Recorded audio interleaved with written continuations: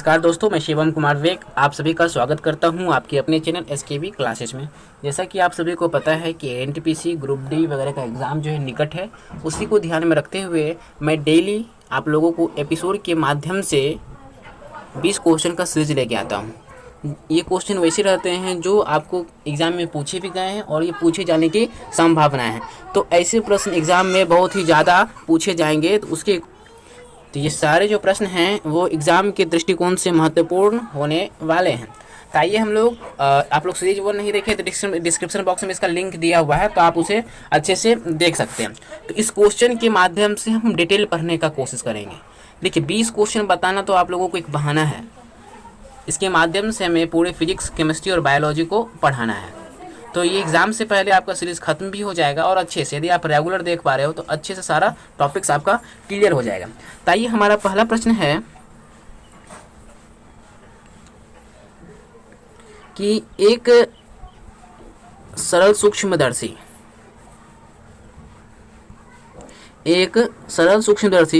4 dioptre क्षमता वाले उत्तल लेंस से बना है। सूक्ष्मदर्शी का आवर्धन क्षमता क्या होगा?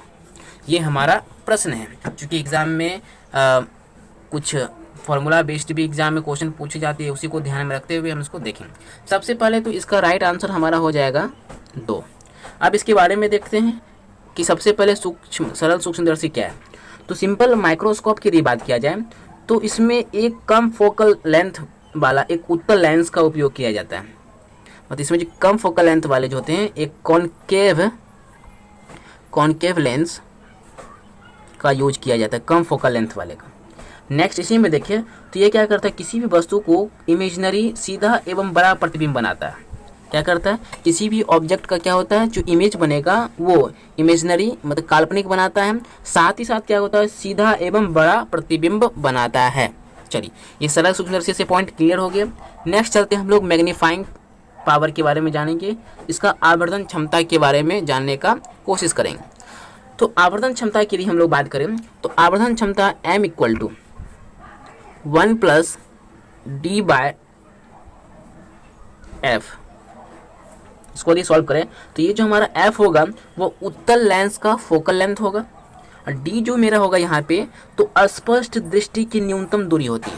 यदि कोई व्यक्ति अस्पष्ट देख पाता है तो इसके लिए न्यूनतम दूरी 25 सेंटीमीटर होनी चाहिए। इसके माध्यम से इसको आप सॉल्व किया जाए, जैसे कि दिया हुआ है कि 4 डायोप्टर है, मैग्नीफाइंग पावर 4 डायोप्टर दिया हुआ है, इस हिसाब से इसको हम सॉल्व करें। तो आप लोग लिखते भी जाइए, कॉपी में लिखिए, क्योंकि मेरे पास स्पेस कम है तो उसी को ध्यान में रखते हुए कॉपी पे आप लिखते जाइएगा तो सॉल्व भी हो जाएगा। और जहाँ भी थोड़ा सा भी समझने में दिक्कत है उसको आप जस्ट कमेंट सेक्शन में कमेंट कर दीजिए। तो 4d बराबर हो गया हमारा 1/f। और हमसे क्या पूछ रहा है, f पूछ रहा है, ये सूक्ष्मदर्शी की आवर्धन क्षमता पूछ रहा है, आवर्धन क्षमता पूछा जा रहा है।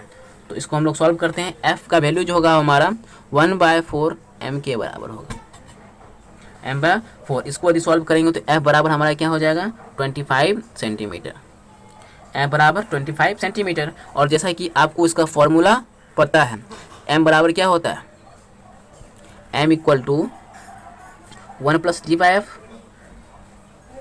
d तो हम निकाल चुके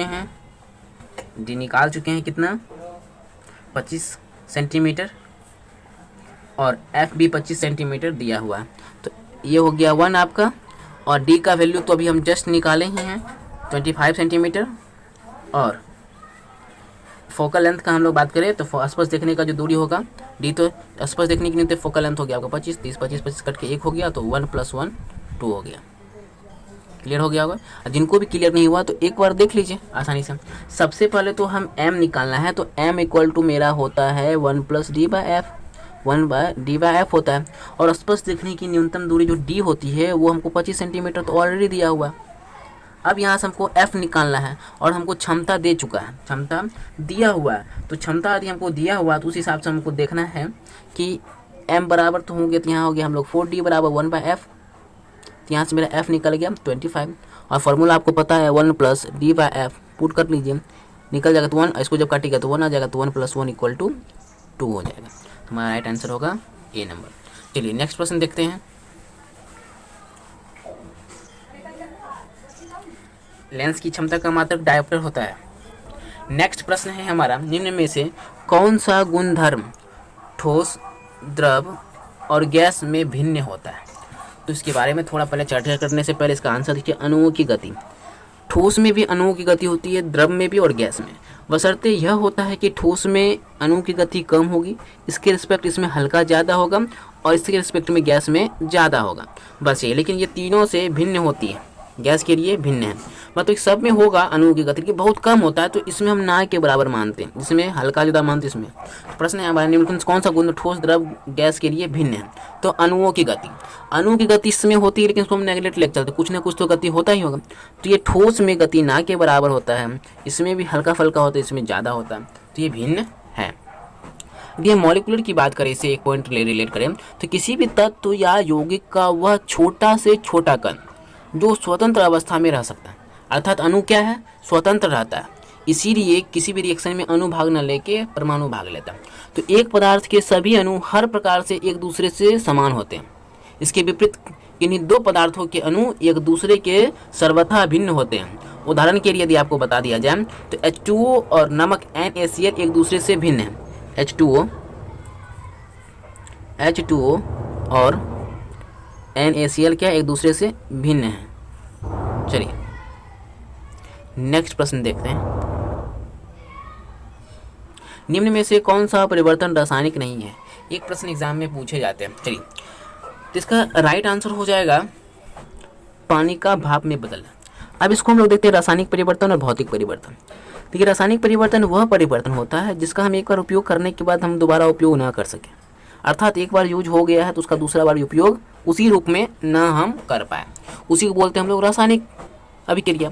अब देखिए, पानी का भाप में बदलना। सपोज मान लीजिए कि आप एक केतली ले लीजिए और इस केतली पे उसको गैस पे चढ़ा दीजिए और इसको ढक्कन से ढक दीजिए। मानिए कि इसमें ये वाष्प की प्रक्रिया हो रही है और ढक्कन के पास तो यहाँ तो वो एडजस्ट होकर समा रहा होगा, एक प्लेट पे छन गया होगा, बूंदा बूंदा टाइप का बन जाता है। उसको जब हटाइएगा तो देखिएगा पानी का भाप में बदल जाता है, तो भाप तो पानी के रूप में ही रहता है, उसको फिर से कलेक्ट किया जा सकता है। इसीलिए इसको तो किया जा सकता है पानी के रूप में। रासायनिक परिवर्तन नहीं है प्रश्न पूछा है, तो ये रासायनिक परिवर्तन का परिभाषा क्या हो गया, जिसका हम उपयोग कर नहीं सकते दोबारा, लेकिन यहाँ तो उसका उपयोग हम दोबारा कर रहे हैं।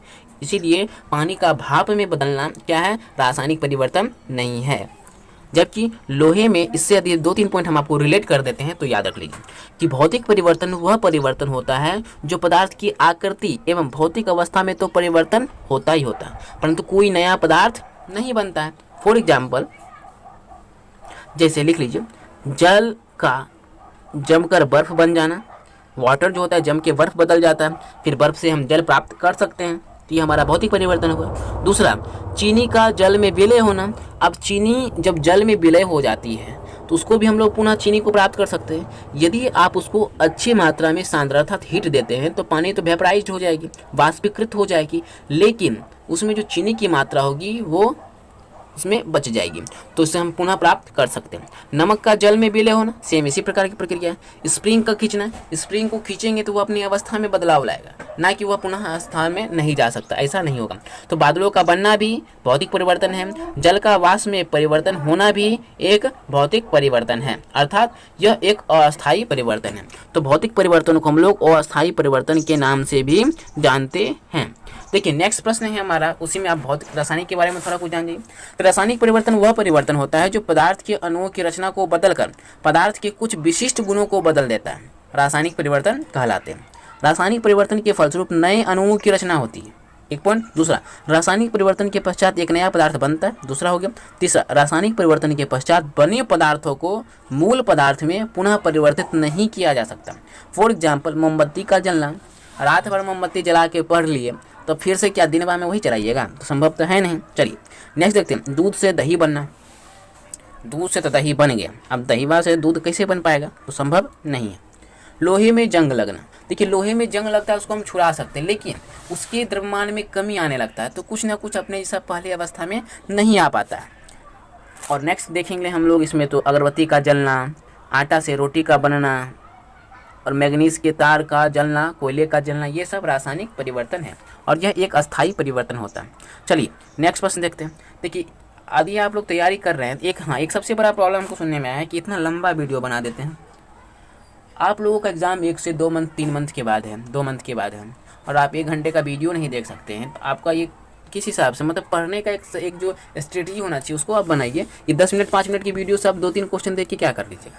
ये 20 क्वेश्चन का आपका जो सीरीज है उसके माध्यम से बहुत चीज़ इसमें बताया जाता है। यदि इसको आप सही से गौर करके यदि लिखते हैं तो फ़ायदा ही होगा।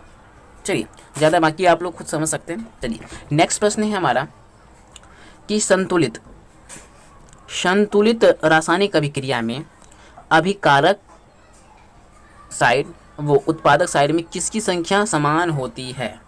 चलिए इसको हम अच्छे से क्लियर कर रहे हैं। चलिए इसको देखते रहिएगा गौर से। देखिए इसमें ये पूछ रहा है, जैसे फॉर एग्जांपल मानते हैं कि हमारा जैसे ये हो जाता है कि एक कोई रिएक्शन लेते हैं। फॉर एग्जांपल ये लेते हैं हम लोग H2O प्लस ऑक्सीजन, ये मिला और ये H2O बन गया। इसका पहले सही आंसर हम इसको बता देते हैं। इसका राइट आंसर होगा परमाणु। चलिए अब इसके बारे में थोड़ा देखते हैं कि ये जो हमारा होता है फर्स्ट रूप में, इसको हम लोग बोलते हैं रिएक्टर बोलते हैं। क्या बोलते हैं? रिएक्टेंट्स बोलते हैं, जिसको हम लोग बोलते हैं अभिकारक बोलते हैं एक साइड। दूसरा जो बन के तैयार हो जाता है उसको हम दो रूप में बोलते हैं, या तो प्रोडक्ट्स बोलते हैं या तो रिजल्ट बोलते हैं। प्रोडक्ट्स बोलते हैं या तो रिजल्ट बोलते हैं। अब देख लीजिए इसको हमको बैलेंस करना होगा, तो बैलेंस में देखते हैं इधर H2 2 है, इधर भी H2, लेकिन ऑक्सीजन 2 1 3 है, 2 1 3 इधर 2 ही है।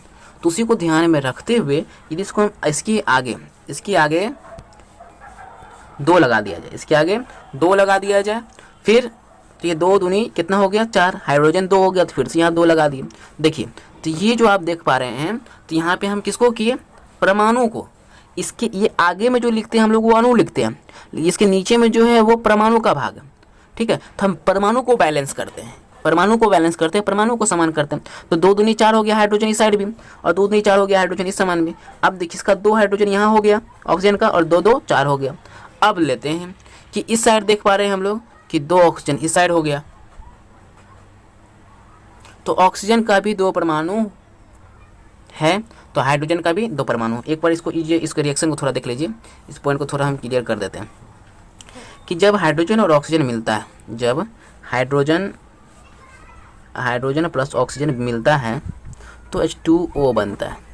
ठीक है, अब इसको हमको बैलेंस भी करना है। तो उसको हम ध्यान में रखेंगे इस पॉइंट को कि इसमें 2 हाइड्रोजन है, इसमें भी 2 हाइड्रोजन। चलिए ठीक है, तो ये जो है ये है परमाणु का काम करता है, ये एटम का काम करता है। और किसी भी एलिमेंट की जो आगे में लिखते हैं उसको अणु हम बोलते हैं। तो देखिए ये 2 हाइड्रोजन हो गया, इस साइड भी 2 हाइड्रोजन है। अब ऑक्सीजन की बात करें तो ऑक्सीजन 2, यहाँ ऑक्सीजन 1 ही है, इसीलिए इसके आगे हम जब 2 लगा देते हैं तो 2 दूनी 4, इसके आगे भी लगा देते हैं 2 दूनी 4, तो 4 हाइड्रोजन हो गया, 2 ऑक्सीजन हो गया, और 2 ऑक्सीजन यहाँ ऑलरेडी ही है। तो इसमें हम परमाणु को बराबर करते हैं अणु की सहायता से। चलिए क्लियर हो गया होगा। चलिए नेक्स्ट पॉइंट देखते हैं हम लोग।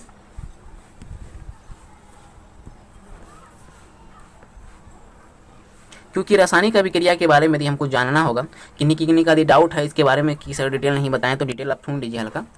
कि देखिए रासायनिक जो समीकरण होता है, जो भी रासायनिक समीकरण बनेंगे उसके लिए रासायनिक अभिक्रिया में भाग लेने वाले पदार्थों के संकेत और सूत्रों का उपयोग करके अभिक्रिया के निरूपण का संक्षेप रूप रासायनिक समीकरण कहलाता है। जैसे कि हम आपको बताएं कि H2 प्लस O2 मिलके हमारा जल बना, तो एक एलिमेंट का भाग है, तो एलिमेंट का भाग वो मिलके एक इक्वेशन प्राप्त किया। और सभी रासायनिक अभिक्रिया रासायनिक समीकरण के द्वारा ही व्यक्त किया जाता है। कोई भी रासायनिक अभिक्रिया होगा तो रासायनिक समीकरण के द्वारा ही व्यक्त किया जाता है। यदि नेक्स्ट बात करें तो रासायनिक अभिक्रिया में भाग लेने वाले पदार्थ अभिकारक, इससे जो भाग ले रहे हैं, जो भाग लेते हैं उसको क्या बोलते हैं हम? अभिकारक, रिएक्टेंट्स। और उससे जो निर्मित होते हैं उसको बोलते हैं प्रोडक्ट। चलिए और क्या कि दोनों और परमाणु की संख्या समान हो तो ऐसे समीकरण को हम लोग संतुलित समीकरण बोलते हैं। फॉर एग्जांपल आप देख पा रहे हैं अभी तक ये संतुलित नहीं है, और इसको यदि हम आप संतुलित कर देते हैं तो देखिए आगे में 2 लगा दिए, तो 2 दूनी 4 हाइड्रोजन कितना हो गया? इस साइड 4, इस साइड ऑक्सीजन कितना हो गया? 2। अब यहाँ पे 2 लगा देते हैं, देखिए यहाँ भी हाइड्रोजन हो गया 2 दूनी 4, और यहाँ कुछ नहीं तो 1 है तो 2, तो ऑक्सीजन भी 2, तो ये हो गया बैलेंस समीकरण। चलिए नेक्स्ट प्रश्न देखते हैं कि किसी तत्व के परमाणु में 10 इलेक्ट्रॉन, 10 प्रोटॉन और 12 न्यूट्रॉन है, तो उस तत्व का परमाणिक भार कितना होगा? तो देखिए ये क्वेश्चन आपको बीपीएससी में भी पूछे ही जाते हैं लगातार। तो यदि आप इसको बनाना चाहते हैं, एग्जाम में दिक्कत ना हो, तो इसको अच्छे से गौर करके देखिए।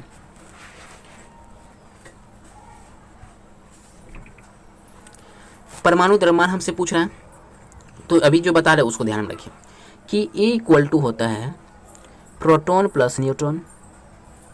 P मेरा क्या है? प्रोटॉन। P या तो प्रोटॉन की संख्या है, दूसरा N की बात कर ले तो N न्यूट्रॉन की संख्या, N न्यूट्रॉन की संख्या। और इसी में हम लोग देख ले तो P बराबर Z बराबर E होता है, ठीक है, E इलेक्ट्रॉन होता है। दूसरा यदि बात करें तो ये जो हम लिख रहे हैं वो परमाणु संख्या लिख रहे हैं, एटॉमिक नंबर, और ये जो हमारा प्रोटॉन है जो कि प्लस होता है। तो इसके जगह पे आप या तो Z दे सकते हैं या तो E दे सकते हैं, इसमें कोई दिक्कत भी नहीं है, आप लिख लीजिए। आसानी से इसको समझ पा रहे होंगे उम्मीद करते हैं।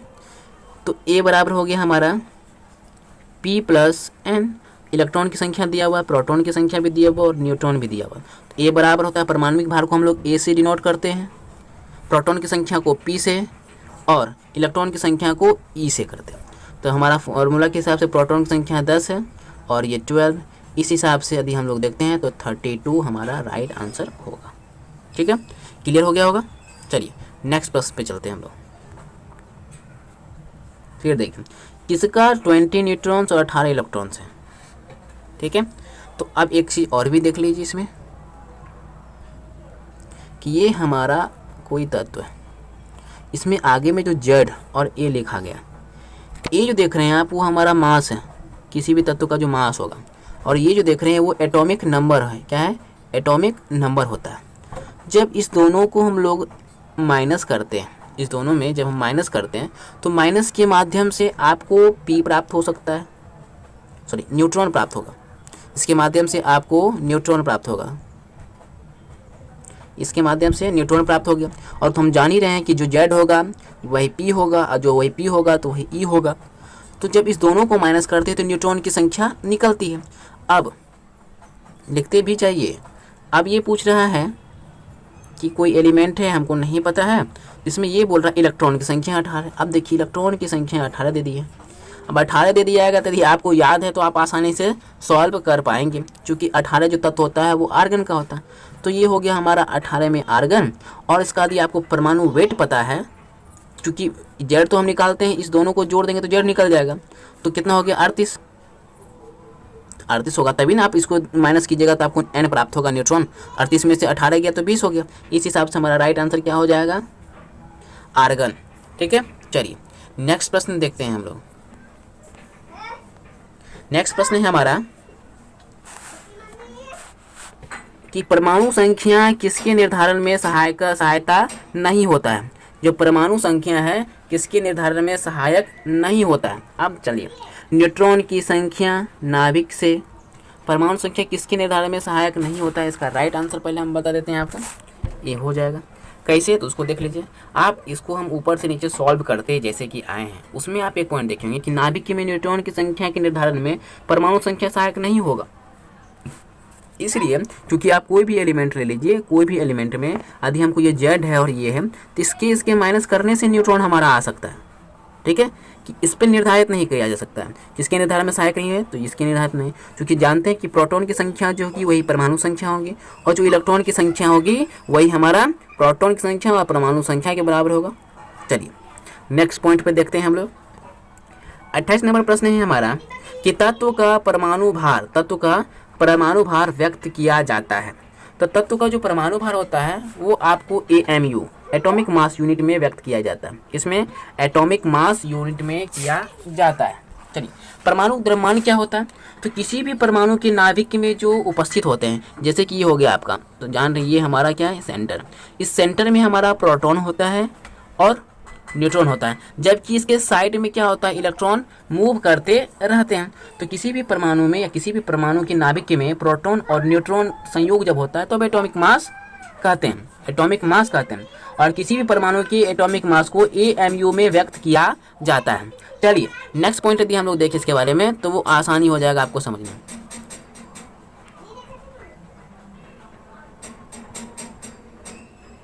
परमाणु भार क्लियर हो गया होगा पॉइंट।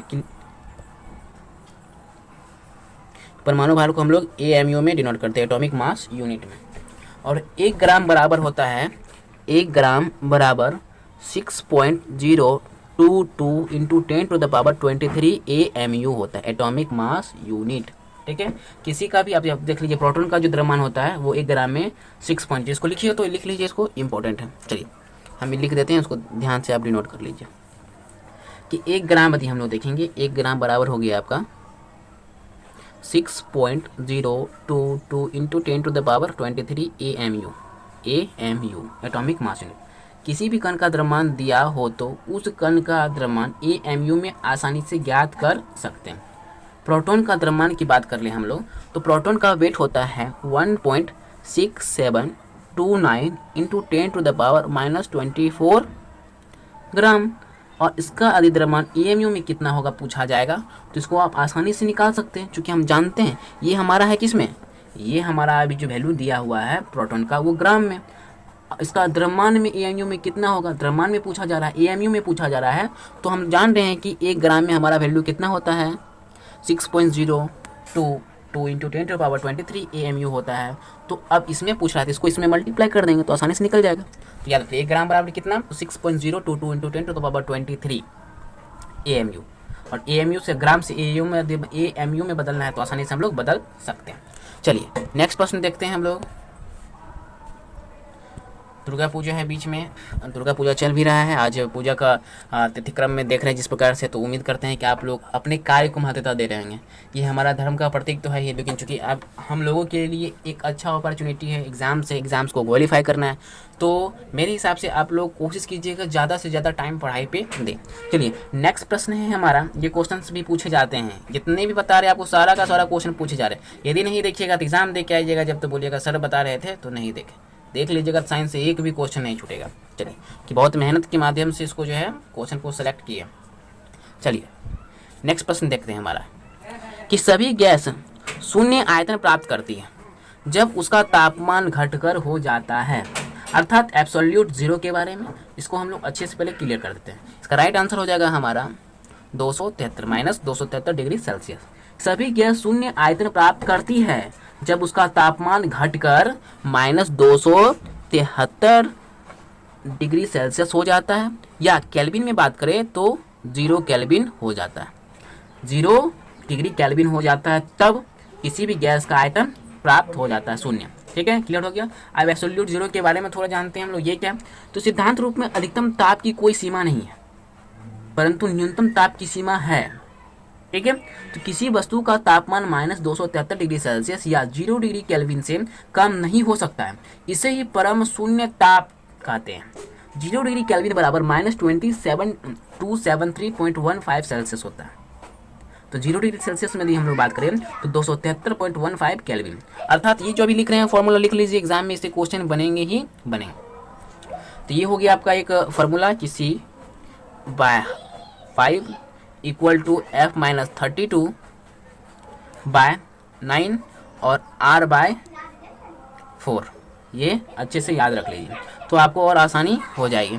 फ़ारेनहाइट निकालना हो, रेमहर्ट्ज़ निकालना हो तो आसानी से आप लोग प्राप्त कर सकते हो। ये फॉर्मूला लिख लीजिएगा। चलिए इसका राइट आंसर हमारा हो गया सी। नेक्स्ट प्रश्न पे हम लोग चलते हैं। अम्ल बदल देता है, अम्ल बदल देता है। चलिए इस कॉन्सेप्ट को समझते हैं। अम्ल नीली लिटमस को लाल में बदल देता है, नीले लिटमस को लाल में बदल देता है। कॉन्सेप्ट पे चले हम लोग, चलिए कॉन्सेप्ट पे चलते हैं। कॉन्सेप्ट क्या है उसके बारे में देखते हैं।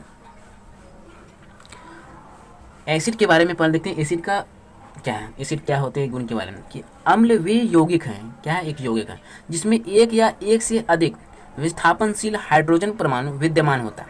तो शुद्ध हिंदी बोलने का रीज़न है। और दूसरा इंपॉर्टेंट बात ये भी है कि चूँकि आपका प्योर एनसीईआरटी बुकों से ये सब सवाल है, तो एनसीईआरटी बुक है तो एनसीईआरटी की भाषा में बोले तो वो काफ़ी अच्छा होगा। और एनसीईआरटी कहाँ तक सहयोग होता है स्टूडेंट के लिए वो आप सभी को भली भांति पता है। तो अम्ल वे यौगिक है जिसमें एक या एक से अधिक विस्थापनशील हाइड्रोजन परमाणु विद्यमान होते हैं तथा जिसमें अंशतः या पूर्णतः या धातुओं के सदृश आचरण करने वाली मूलकों द्वारा विस्थापित करने पर लवण का निर्माण होता है तथा जो क्षार एल्काइली से अभिक्रिया कर लवण एवं जल बनाते हैं। गुण के बारे में देख लेते हैं। अम्ल स्वाद में खट्टा होता है, अच्छे से प्रबल विद्युत इलेक्ट्रिक जो होते हैं उसमें सुचालक होता है। देखते हैं बैटरी में आप लोग जो डालते हैं वो क्या बोलते हैं पानी पानी है, और मुख्य रूप से जो रहता है वो एसिडिट का काम करता है। अम्ल धातु से क्रिया करके हाइड्रोजन गैस बना देता है, जबकि भस्म एवं क्षार जो है अल्कली से अभिक्रिया करके लवण बना देता है, लवण और जल। तो नीले पत्र जो मिथाइल ऑरेंज को लाल कर देती है। तो ये तो आपको पूछ दिया, यदि क्षार वाला रहे तो नीले लिटमस को जैसे इसका अपोजिट रहेगा, लाल को नीला कर देता है। दूसरा ऑप्शन जो है वो किसके लिए है, तो क्षार में बदल देता है, वो वाला प्रश्न हो जाएगा। ठीक है, चलिए नेक्स्ट प्रश्न देखते हैं। चीनी की घोल का ताप बढ़ाने पर चीनी की विलेयता, प्रैक्टिकली है, आप आसानी से देख सकते हैं, बढ़ जाती है। चीनी की घोल का ताप बढ़ाने पे चीनी की विलेयता, मान लीजिए कि आपको मान लीजिए कि कोई गेस्ट आ गया और आप उसको गर्म पिलाना है, शरबत या ठंडा जो भी हो, लेकिन जल्दी जल्दी चीनी गिलाना है, तो कुछ नहीं कीजिए, केतली ले लीजिए, आराम से केतली को चढ़ा दीजिए गैस के पास से और इसमें चीनी दे दीजिए। देखिएगा कि ठंडे पानी के रिस्पेक्ट में ये बहुत जल्दी और आसानी से गल पा रहा है। तो इसका क्या होता है, विलेयता जो है सॉल्यूशन की जो मात्रा होती है वो ज़्यादा बढ़ जाती है। चलिए नेक्स्ट आंसर हमारा ये हो गया, बढ़ती है। इसी के बारे में यदि आपको एक्स्ट्रा जानना हो तो एक्स्ट्रा हम लोग देख लेते हैं एक पॉइंट। लंबा वीडियो जा रहा है लेकिन उससे आपको कोई फ़र्क पड़ने वाला नहीं है, क्योंकि ऐसे ऐसे प्रश्न एग्जाम में बनेंगे ही बनेंगे। चलिए नेक्स्ट प्रश्न के इसी के बारे में यदि थोड़ा यदि आप डिटेल से जानना चाहेंगे तो बता सकते हैं। खैर नेक्स्ट देखते हैं हम लोग, क्योंकि इससे क्वेश्चन कम पूछे जाते हैं। जो प्रश्न पूछे जाते हैं उसके बारे में मैं डिटेल बताऊँगा ही बताऊँगा। चलिए कार्बन की शुद्धतम रूप कौन सा है, इससे प्रश्न पूछे जाते हैं तो मैं बताऊँगा। कार्बन का शुद्धतम रूप होता है हीरा। हीरा कार्बन का एक दो क्रिस्टलीय अपरूप, जैसे कि इसके बारे में देखें, कार्बन का दो क्रिस्टलीय अपरूप होता है, एक डायमंड, दूसरा ग्रेफाइट, दूसरा हो गया ग्रेफाइट। अब देखिए हीरे के बारे में थोड़ा हमको जानना है और ग्रेफाइट के बारे में। चलिए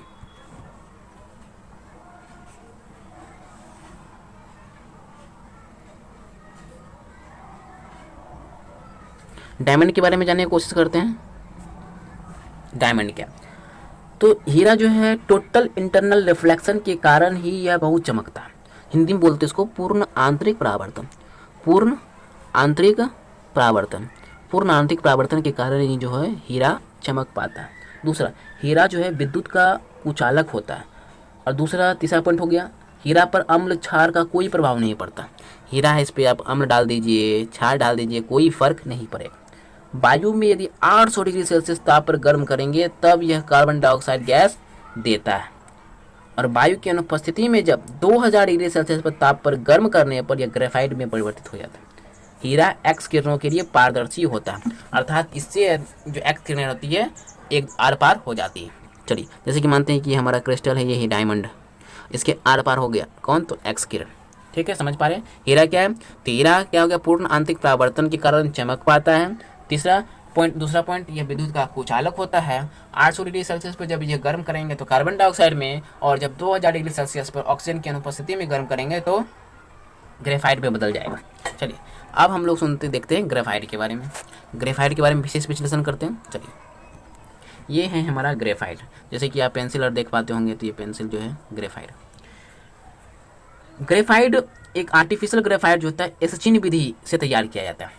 एसिचिन याद रख लीजिएगा, एचिसिन सिस्टम है, इसके माध्यम से ग्रेफाइट तैयार किया जाता है। ग्रेफाइट का जो संरचना होता है वो हेक्सागोनल होता है। कैसा होता है, हेक्सागोनल होता है। हेक्सागोनल होने के कारण जो है इसके बीच में स्पेस बच जाता है, और स्पेस बन जाने के कारण क्या होता है, यह विद्युत का सुचालक बन जाता है। तो ग्रेफाइट विद्युत का सुचालक होता है। ये ताप और विद्युत का दोनों का सुचालक होगा। हवा या ऑक्सीजन में यदि हाई टेम्परेचर पर गर्म किया जाए तो कार्बन डाइऑक्साइड में बदल जाता है। अम्ल तनु क्षार पर इसका कोई प्रभाव नहीं पड़ता। पेंसिल में प्रयुक्त होने वाला जो काला क्षार होता है वो ग्रेफाइट का ही बना होता है। चलिए नेक्स्ट प्रश्न देखते हैं हम लोग 32 में। निम्नलिखित में से कौन सा तत्व कार्बनिक यौगिकों में मौजूद रहता है। कार्बनिक यौगिकों में मौजूद रहता है वो कौन सा तत्व है। इसका राइट आंसर हो जाएगा कार्बन। देखिए दुनिया का जितना भी वस्तु है उसमें कार्बन होता ही है। जलने के, याद रखिए, जो जलने के बाद काला हो जाता है वही कार्बन है। और आपको पता है कि आप कुछ भी चलाइएगा तो अधिकांशतः आपको वो काला ही प्राप्त होगा। इसके बारे में हम लोग जानते हैं, कार्बन आया तो कार्बन का विशेष विश्लेषण करते हैं, जिसके कारण से समझना आपको आसान समझ में होगा।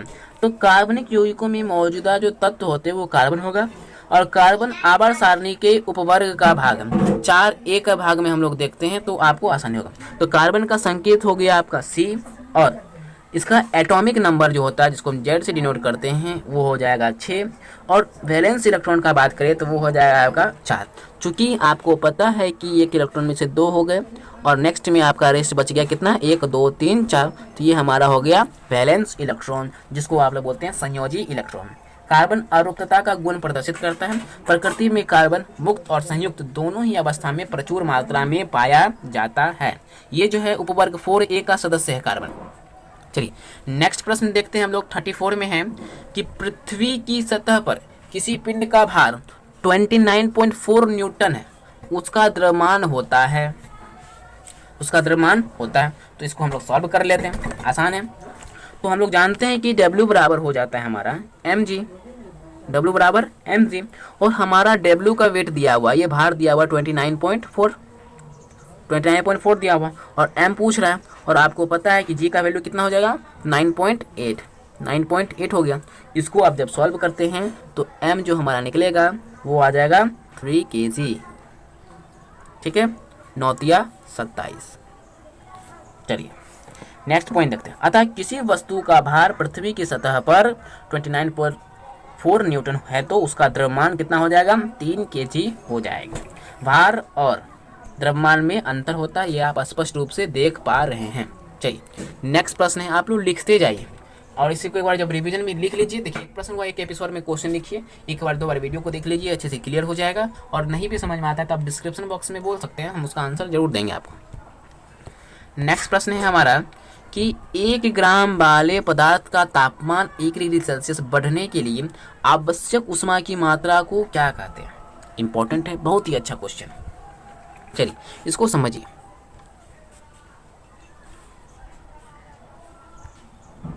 ये हमारा है, तो इसका राइट आंसर तो पहले हो जाएगा विशिष्ट ऊष्मा, इसका राइट आंसर हो जाएगा। अब इसके बारे में हम थोड़ा देख लेते हैं।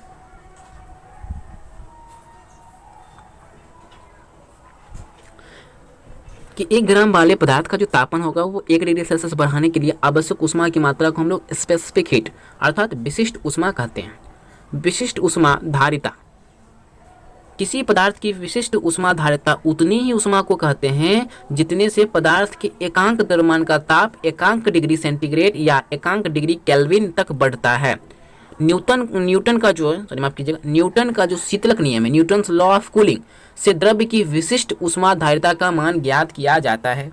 नेक्स्ट, नष्ट का निर्वात कैलोरी मीटर में ठोस की विशिष्ट ऊष्मा धारिता ज्ञात की जाती है। याद रखिए न्यूटन से, यदि न्यूटन की हम बात कर लें,